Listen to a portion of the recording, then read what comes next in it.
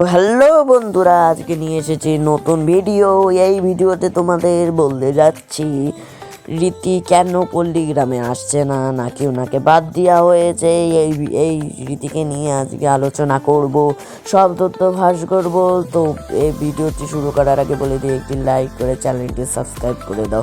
তো চলো মূল দিকে যাওয়া যাক ভিডিওর। তো প্রথমে বলা যাক রীতি কেন ভিডিওতে আসছে না।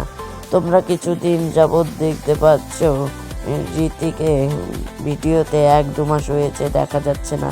কারণ কিসের জন্য দেখা যাচ্ছে না? কারণ সে 1 বছরের রিটায়ারমেন্ট করেছিল, তাই 1 বছরের। কিন্তু আরও এই তো আমরা জানতে পেরেছি যে রীতির বাবার শরীর খারাপ, তাই রীতিকে তার বাবার দেখাশোনা করতে হচ্ছে, তাই সে ভিডিও করতে পারছে না। আর এই আরও কথা জানতে পেরেছি যে সে পড়াশোনার দিকে একটু মনোযোগ দিচ্ছে। আমরা পল্লীগ্রাম টিভির রবিউল শেখের কাছ থেকে জানতে পেরেছি এইটুকু তথ্য। আর জানতে পেরেছি যে তাকে নাকি বাদ দেওয়া হয়নি, সে এখনও আছে।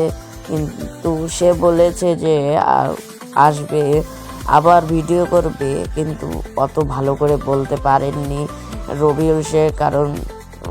কারণ এখনও জানা যাচ্ছে না রীতি কি আসবে। রীতি নিজের ইচ্ছায় আসছে না ভিডিও করতে। তো আপনাদের সামনে তুলে ধরলাম রীতির এই কারণগুলো।